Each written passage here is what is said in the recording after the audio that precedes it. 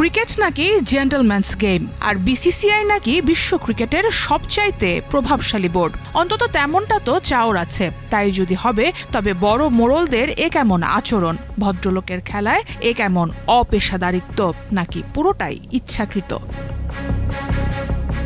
সাকিব পরবর্তী যুগে নিশ্চিত রূপেই মোস্তাফিজ টাইগার ক্রিকেটের সবচাইতে বড় ব্র্যান্ড। ফ্র্যাঞ্চাইজি ক্রিকেটে তার কদর বিশ্বজুড়ে।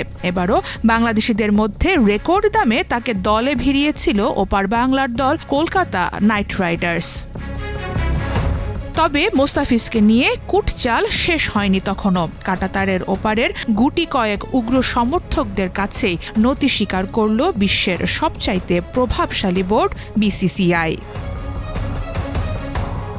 একটু পেছনে ফেরা যাক। নিলাম থেকে 9 কোটি 20 লাখ রুপিতে কেকেআর ফিসকে রাইডার্স শিবিরে ভেড়ানোর পর থেকেই আলোচনা।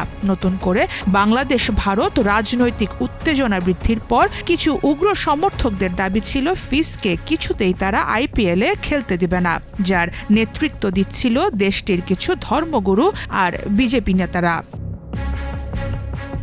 এরপর এই ইস্যুতে নিশ্চুপ ছিল বিসিসিআই। তবে নীরবতা ভাঙল শনিবার। বিসিসিআই সচিব দেবজিৎ সাইকিয়ার বরাত দিয়ে দেশটির গণমাধ্যম বলছে, মোস্তাফিজকে কলকাতা দল থেকে বাদ দিতে বলেছে বিসিসিআই।